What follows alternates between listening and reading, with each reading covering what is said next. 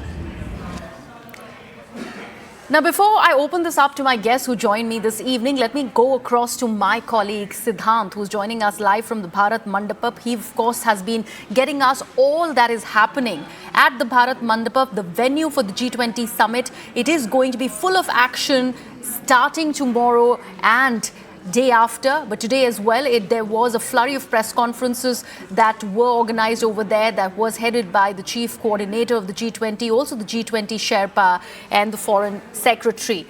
In fact, before I go to Siddhant, let me also take you through the visuals that you see on your screens. The South Korean president is currently He has, in fact, landed in the national capital. He's being greeted by Mr. Rajiv Chandrasekhar, the MOS, the Minister of State, the Union Minister.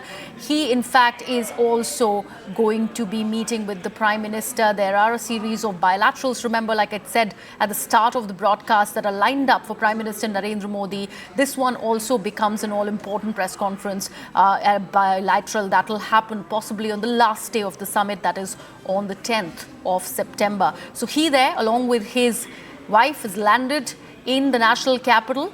And let's go back to my colleague Siddhant and also Akanksha, who's joining us live from the Bharat Mandapam, where all the action currently is. Siddhant, I'll begin with you. We were talking about the earlier press conference with the chief coordinator, the Sherpa, and also the foreign secretary were taking questions. The common question that was part of that press conference is, of course, whether there is going to be a consensus on a joint declaration. And that sort of dominates the headlines. And right now, we do not have an obvious answer to that. The answer that came out was just wait for that series and the summit to get over. Before that, we cannot really say anything about a joint declaration. If we talk about what had happened during the Delhi declaration, where there was no consensus, and going by that, where this narrative really is going, what are you expecting when it comes to that crucial question? Siddhant?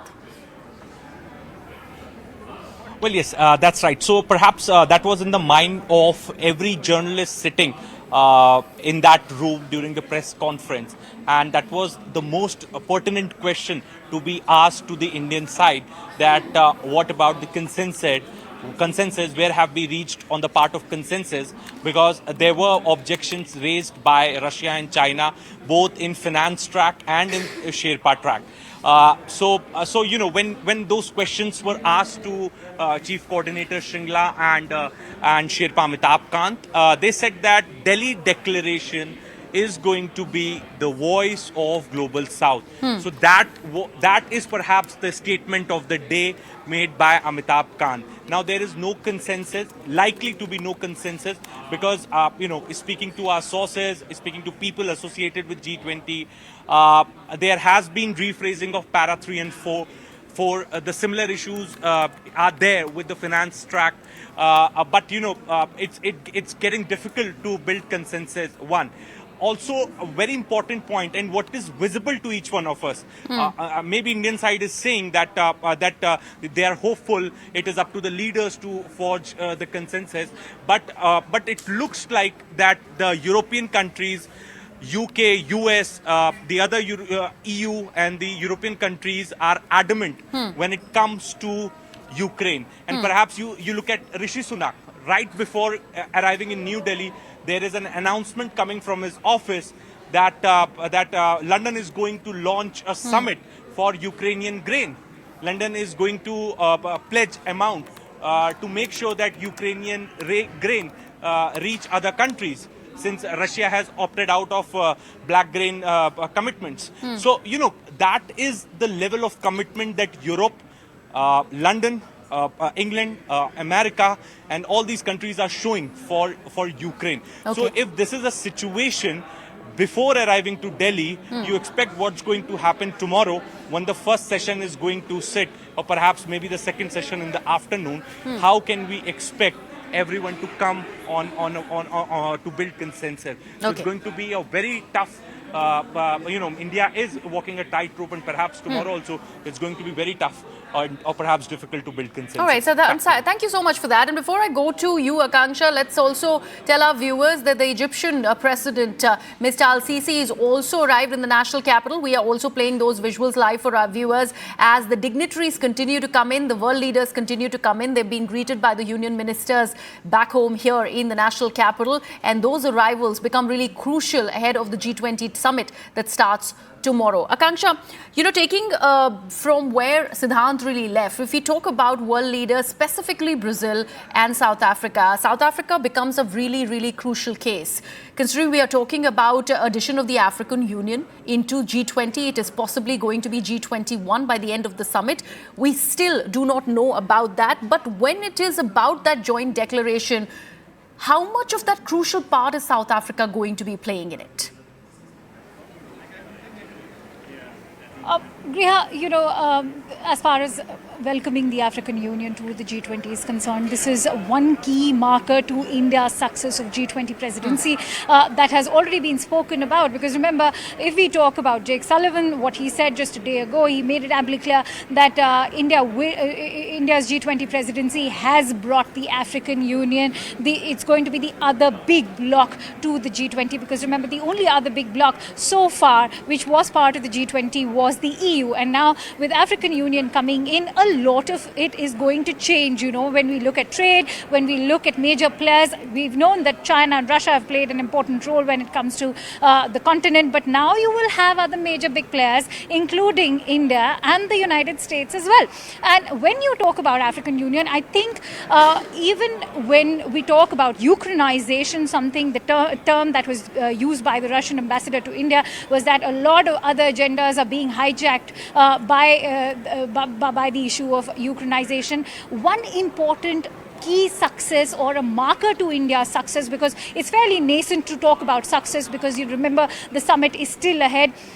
The important aspect of the G20 summit is going to be how, as far as African Union is concerned, or AU being welcomed is concerned, that is almost finalized. Because remember, one concern that India had was that will the West be as welcoming? And even when CNN News18 held its town hall, I remember our managing editor Zaka Jacob posed this question to one of the ambassadors, and especially the EU ambassador, and they were asked if they are going to be equally welcoming to the idea of African Union joining in, and they've given a very, very solid nod. And it's not just the EU but also the United States, which has in fact welcomed the idea of having African Union join in. So let's make it very clear, we cannot have the issue of Ukraine sort of overshadow other important burgeoning issues, whether it is food security, whether it is welcoming the African Union. Because remember, even if it is the war, there is a lot of impact when it comes to energy crisis, when it comes to food security.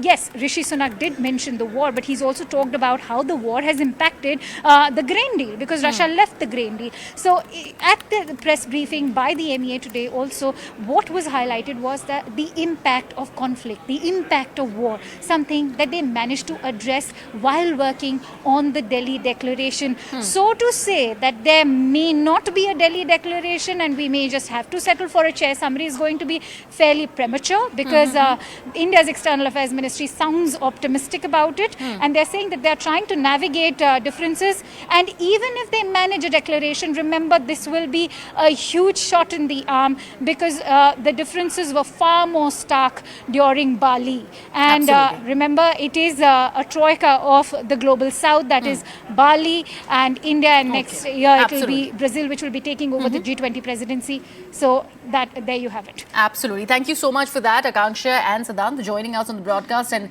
getting us all the action from the Bharat Mandapam. But let me actually open it to my guests who continue to be with us on the broadcast. Remember, it is an August panel that we have as we celebrate India's presidency, the G20. The summit starts tomorrow. Manjeev Singh Puri, is a former Indian diplomat, is with us. Tara Karta, who is a distinguished fellow of the IPCS, is with us. Also with us is Raymond Vickery, is an author and advisor on US-India relations. Also with us is Ali Vine, who is a senior analyst. And last but not the least, Ms. Ting Ting Liu, who is a foreign affairs and military correspondent at the TVBS News, is also joining us. Let me actually begin with Ms. Liu. Ms. Liu, the fact that there's so much being said about this joint declaration, I'm taking, off from where our correspondents left us. There is so much of conversation around it. When it is about the media, when it is about the foreign media, as you guys covering it, what is it that you are primarily looking at? Is it the Russia-Ukraine conflict that is going to be dominating this aspect of the G20, or is it going to be the global south, the consensus that India is looking at having, and also the kind of world leadership that's assembled in the national capital of New Delhi, and that says it all? Thanks for having me on the program. No doubt, we are actually seeing that with G20 coming up right now in India, there's so much happening right there at where you are right now. But I think that it's important to note that in this year's G20 Summit, the fact that the Chinese leader Xi Jinping has not decided to actually make this trip to India has actually put a lot of focus on what is not that's happening on this summit. No doubt we are actually seeing like a lot of like-minded partners trying to come together trying to come to a summit to work about a couple of consensus where, let's say, at the Russian-Ukrainian conflict, what kind of support that the world will want to hope to inject in hopes of actually ending such a humanitarian crisis in that sense. And I think more on the other front, we are actually looking at so-called this new Cold War front, this Cold War front that we are actually seeing happening in Indo-Pacific. But let me just bring your guys' attention back to just slightly a year ago at the G20 Summit in Jakarta, in Indonesia back then. We actually saw that how Biden and Xi Jinping actually met. Even though there has actually been not a lot of improvement in US-China relations after that, but it is significant in that sense. But with the fact that the Chinese actually decided to send their Premier Li Chang in place of Xi Jinping, what message did it send to the world? We are actually seeing that how tensions have actually been actively on the rise across the Taiwan Straits, especially in the past year. And then we are seeing the icy coast relations between US and China. And this is happening at this G20 summit. We are not seeing any consensus that could be possibly made at this summit. No doubt we are actually seeing that world leaders are going to meet in India discussing a lot of issues that hopefully where a declaration could be made. But with this key partner's absence, I'm really not sure what kind of this kind of messaging that a few of these leaders, let's say Putin and Xi, will want to send to the world. Okay, Mr. Puri, let me come to you. I'd first like to take your views on, do you think that this is what is dominating the headlines right now? It is only about the absence of Putin and Xi Jinping from the summit, because there is much more to the summit. India has done so much during the presidency. Taking the world leaders to various other states and even tier 2 cities also becomes really important. It's a reimagining of the presidency by a host country. All of that also needs to be given ample forum. But do you think it's only Xi Jinping and Putin's absence that is being much and majorly talked about, and that's taking the sheen off G20 Summit in India? Greya, thank you very much. You asked the question that everybody is asking. So let me try and make a few points clear. A, both China and Russia are participating in the summit. China has the Prime Minister there, the Russian Foreign Minister is there, and let me assure you that their interests and what they want to say will be reflected in the deliberations here. Now, having said this, of course, I acknowledge the fact that President Putin is not here and that President Xi Jinping is not here. There are signaling issues. We all must accept this particular fact for what it is worth. And there is a certain sense of why you and your compatriots across the media world are sort of raising this particular question. Having said all this, let me draw your attention to a few things. One, the point that you made, and you made it very well, a kind of democratization of the G20, taking it to 60 odd cities in India, 200 meetings, not just hosting the meetings in different parts of India, but getting people from across the world, not just the G20 countries, international organizations, experts, to come to India, making the people of India, in a sense, involved. If I may use another cliched term, making global and local come together. In India, there's a huge amount of pride, and I am sure all the visitors are feeling the fact that India is a country that has not just put its best foot forward, but is making every effort to be the bridge to ensure that the G20 summit and its outcome is one which caters to the betterment of humanity, becomes a human-centric approach. Let's remember, we had Indonesia, after India it will be Brazil and then South Africa. Correct. We have made a determined effort that the voice of the global South becomes important. And I believe that on this particular thing, all countries are on the same page. Let's forget the politics of, what the document looks like, etc. Look, the G20 is not a treaties body. It's not a law-making body. It's a place where countries come and become of the same mind. Some issues go to the legal bodies where you take legal decisions, the IMF or the United Nations, the World Trade Organizations. Some issues are about national actions in consonance. So I think that our efforts have paid off, are paying off, and I would like to really echo what the Sherpa said, this will be an outcome which will be the voice of the global south, and I think that will benefit not just the global south but the entire humanity, and that's been the big effort of India. Right. And Tara, taking the cue from what has just been said, I'd really like to understand, talking about India as a friend of the global south, positioning itself as the Vishwamitra. I also want to understand this whole aspect of including the African Union into the G20. Will it be G21 by the end of the summit is also the next big question that everybody is asking. What are your views on this? Tara. Oh, yes. Actually, from what, this whole thing about the common, a common outcome and so on, yes, it's important to get a common outcome. But I would really echo what, the ambassador said. There is nothing in this is legally binding. I mean, a chairman's summary is no doubt is better to have a communique. In the end, it has to go to an international organization. It has to go to a bank. It has to go elsewhere to get implemented. Right? That is what.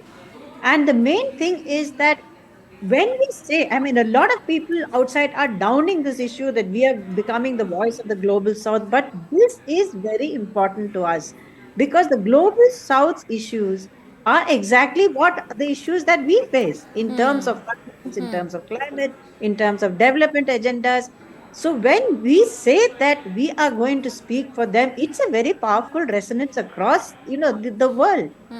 And please remember, this is being followed up with action. It's not just that we are just talking about it. Our loans to the global south has gone up hugely from the last year. I think it's gone up to about 33 billion. I'm not sure about the figure. That was last year's figure. I think it's gone up more. Recently, we've given a loan to Nigeria, a huge loan. There's a credit line to Ethiopia. So we are following this up with whatever we can do from our side. What the crucial thing, please remember, this whole G20 began as a finance minister's outfit. That is why the finance document is the most important. Yeah. And I just looked at that finance summary, the chairman's summary. It's not terribly encouraging. So the fact that there is not one word on debt relief. They're talking of debt restructuring. They're talking of there's a lot of verbiage. But the fact is, like Africa, I think has a total of 1.3 trillion debt. That's what the African Development Bank says. Who's going to deal with that? So these are the issues you are going to have to deal with, regardless of whether the African Union comes or not, because the world's investments are there in Africa. If these countries go down the drain, your own economy is going to get hit. It's a causal relationship. That's what I'm trying to say. It's not just a one that it's not generosity. It is self-interest. No, and even when we talk about the financial inclusion push, I really want to understand this aspect also from you, Tara. The fact that we're also talking at the time where the rupee has hit an all-time low, we're talking about financial inclusion, we are talking about DPI, the digital public infrastructure, everything is out there and it has really been lauded even by the International Monetary Fund. How do we juxtapose these two things? You have to, like we said, there's a perfect storm, right? That's what everyone is talking about. There's the climate crisis, there's the pandemic, which we expect more, there's the financial crisis. All of this is coming together. Okay.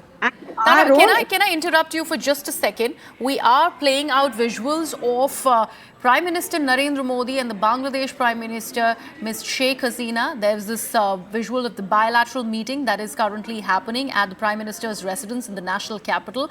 Remember, this is also one of the important and key bilateral meets between the two leaders.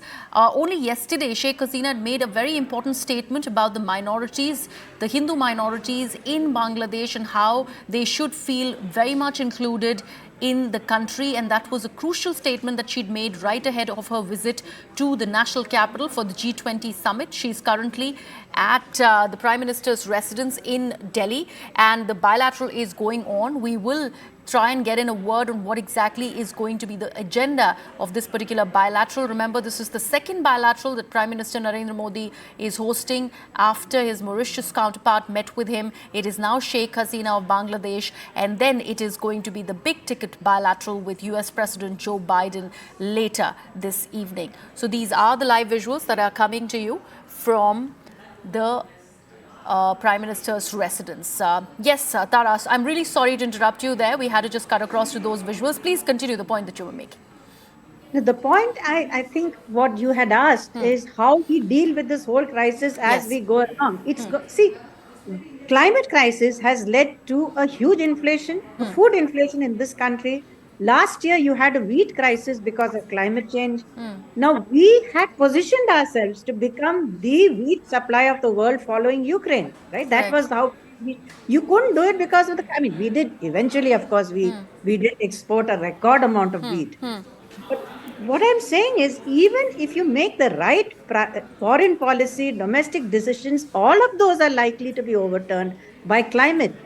And this time, if you look at the climate summary in the G20, look at what the UN climate chief is saying. He says it's dismal.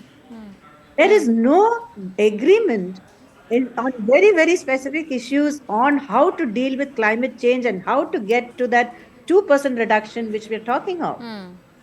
Precisely because each economy is in trouble. So it's a kind of a vicious circle. The more a country is in trouble, the less likely it is to go in for climate change, climate mitigation efforts. All right. And critical thing, climate, the technology which you need for alternative energy, that is the third disagreement point, by the way. That technology is worth about 10 trillion. No one is going to give it to you for free. Absolutely, and that's a very important point, Mr. Vine, that Tara is making. Would you like to throw in your 2 bits about this? Because whether it is green energy, whether it is the climate change, becomes a crucial aspect of G20 Summit. The world leaders really need to get together and do something about it. And that is what the key agenda also remains of this summit. However, we are right now talking about the conflicting issues that govern the Western world, and that has been sort of the dominant aspect of this summit. Don't you think somewhere the climate change, the crisis needs to actually take that priority and be much talked about? Absolutely. And one of the biggest concerns that I have is the extent to which some of these geopolitical frictions actually undermine the ability of the G20 to make progress on managing transnational challenges such as climate change. One point of optimism, obviously, we don't know what the final deliverables will be, but one point of cautious optimism is I think that India will achieve some progress in reforming multilateral development banks to reroute more climate capital, more green capital, as it were, to developing countries. I think that if India could make progress on that agenda item, I think that it would be a big success for the G20. But there's no question, if you compare the G20 today to the G20, say, a decade ago, geopolitical frictions are much more pronounced now, and they do impede the ability of the G20 to make progress on these very important issues. All right. Now, I want to bring in, Mr. Vikri also. But, Mr. Vikri, I would have to just go into this very small press conference that is being right now spearheaded by the U.S. Secretary General. He's currently speaking. I'll come back to you because we have to talk about the all-important bilateral between President Joe Biden and the Indian Prime Minister. We will come back to you in just a bit. The benefits. They include an SDG stimulus of at least $500 billion per year, an effective debt workout mechanism to support payment suspensions, longer lending terms, and lower rates on fairer terms to developing countries in distress, a meaningful capitalization and change in the business model of multilateral development banks to be able to massively leverage private finance at reasonable cost to developing countries, a more substantive rechanneling of unused special drawing rights to increase liquidity where it is needed most, and a shift in subsidies away from fossil fuel to more sustainable and productive uses.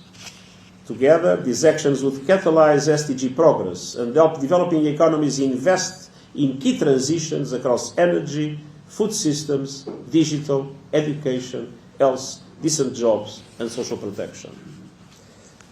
All of these within reach, but it will take all hands. No nation, no region, no group, not even the G20 can do it alone. We must act together as one family to save our one hearse and safeguard our one future. Thank you. Thank you very much. First question will go to, before I go. That was the UN Secretary General. Mr. Raymond Vickery, coming to you now. I'm really sorry to keep you waiting, sir. I'd like to understand from you.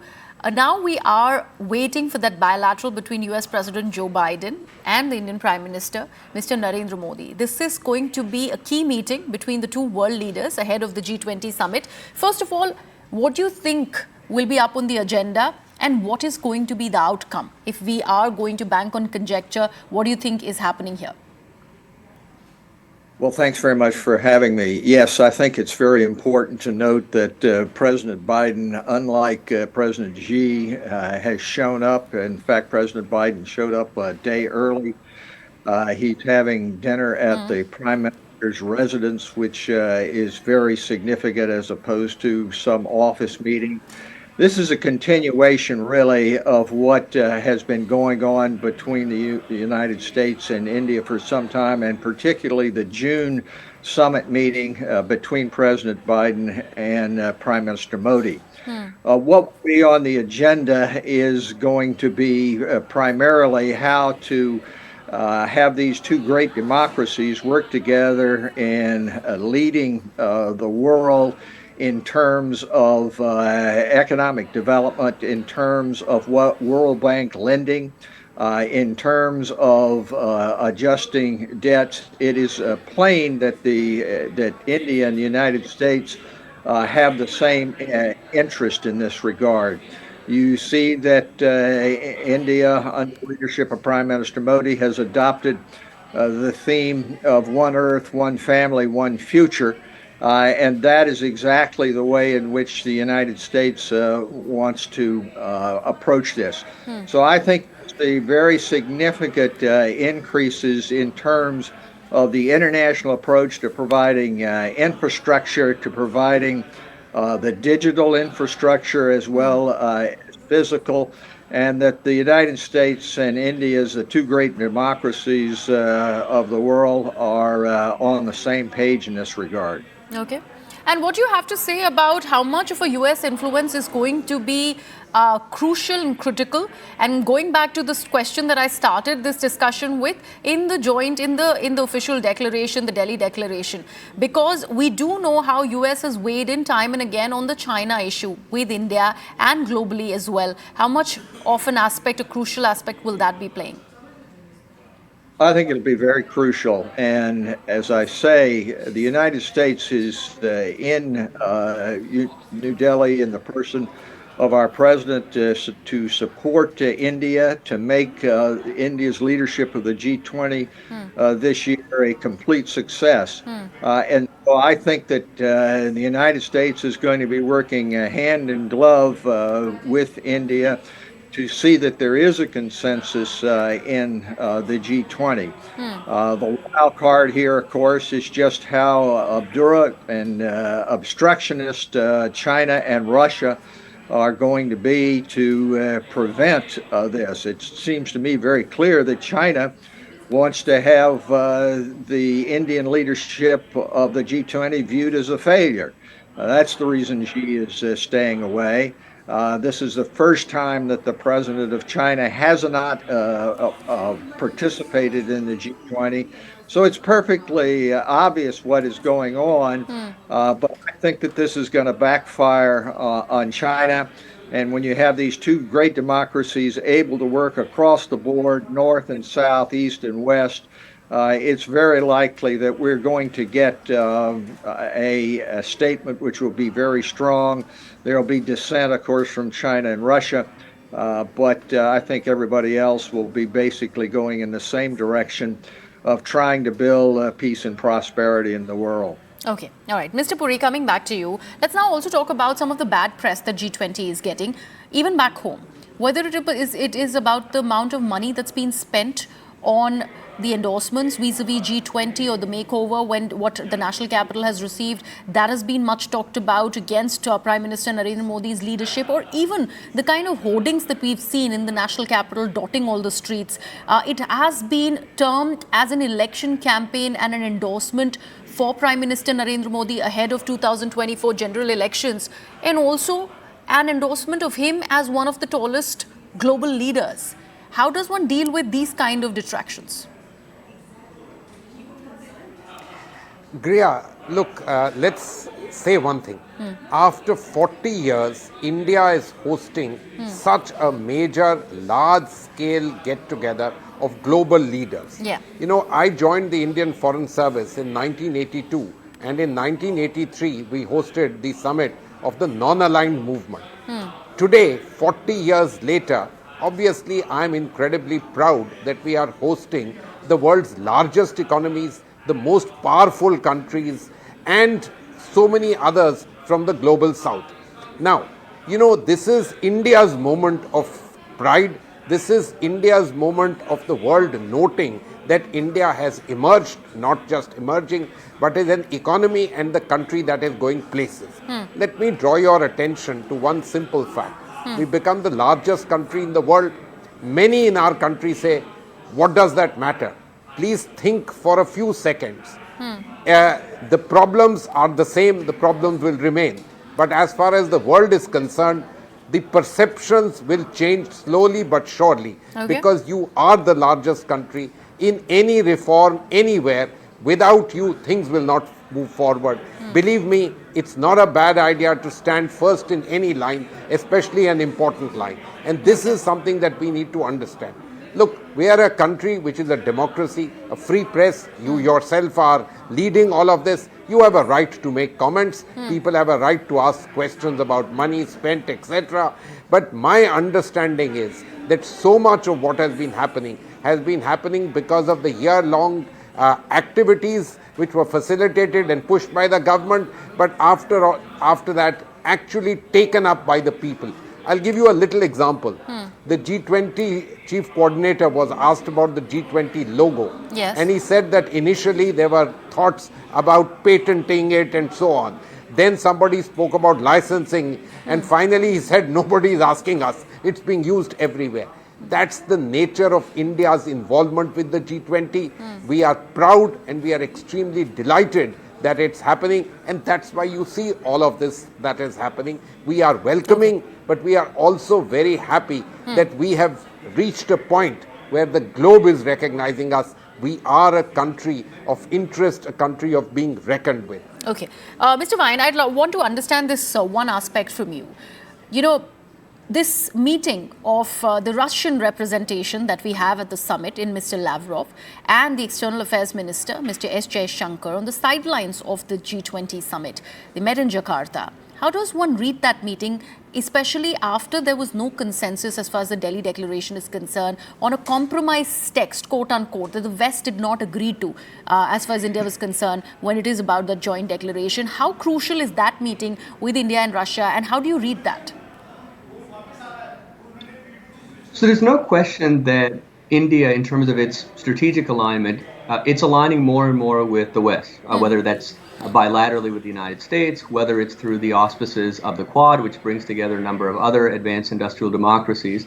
But India, as a result of its history during the Cold War, it does have a legacy relationship with Russia, and the relationships that it has, whether it's in terms of energy, whether it's in terms of arms, India is diversifying away from Russia, but those are not ties that can be dissolved overnight.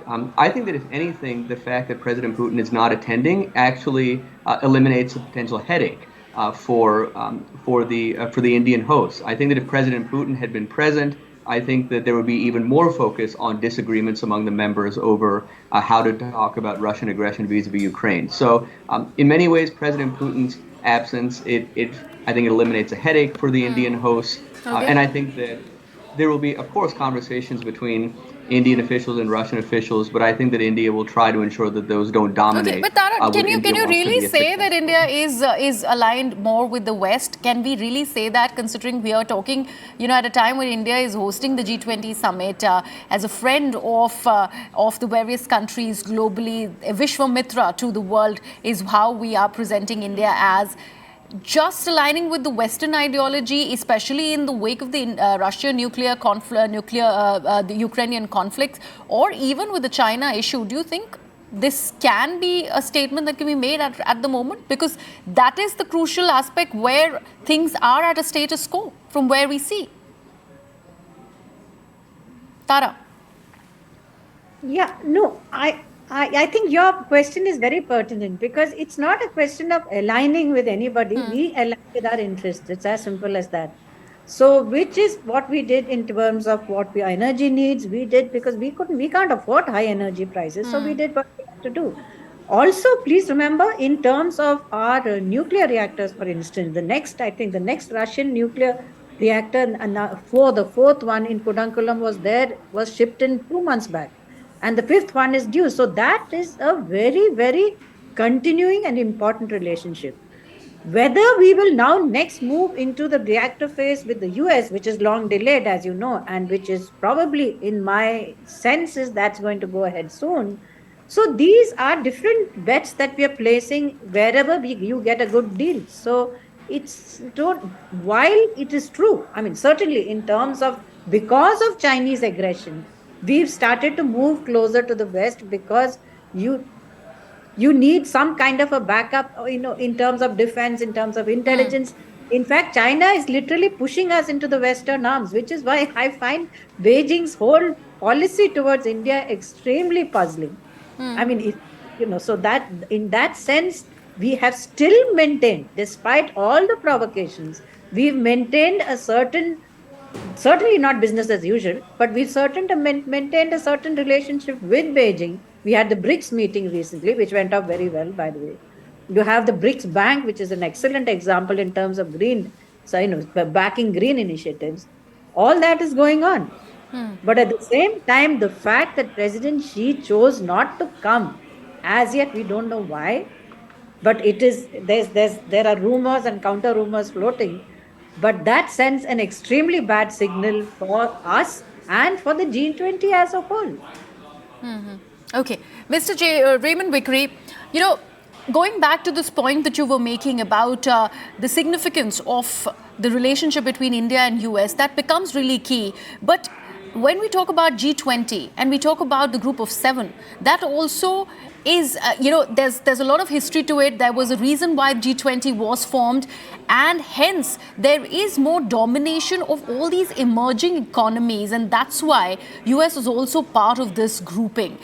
How do you see that balance really being made, especially in the wake of Mr. Joe Biden being in the country for the G20 Summit, and the kind of conversations that will emerge, not just out of the bilateral, but also from the summit altogether? Well, the way I see it, India, in adopting the slogan of one earth, one family, one future, has exactly put it as it should be going forward. That is, this old division between East and West, North and South, that has broken down in the face of modern technology, in the realities of international relations. And what is going on here is an alignment not in accordance with history and what happened with the Soviet Union, but what values do these two great democracies, India and the US, have and share? And when you look at these values, and I would submit that values are as much an interest of the nation as is oil, is arms, is territorial. It's the values which bind the United States and India, and which are on the march throughout the developing world as well. There have been setbacks, but there is no question in my mind that India and the United States, whether it comes to World Bank financing, whether it comes to infrastructure development, whether it has to do with financial regulation, are more aligned than the authoritarian approaches of China and Russia. Okay. And that is the way in which this will go forward, I believe. All right. All right. All right. Thank you so much for that, Mr. Vikri. And that was an important perspective that you have, in fact, got for us. We're constantly playing out live visuals of all the world leaders who keep arriving in the national capital. We also are now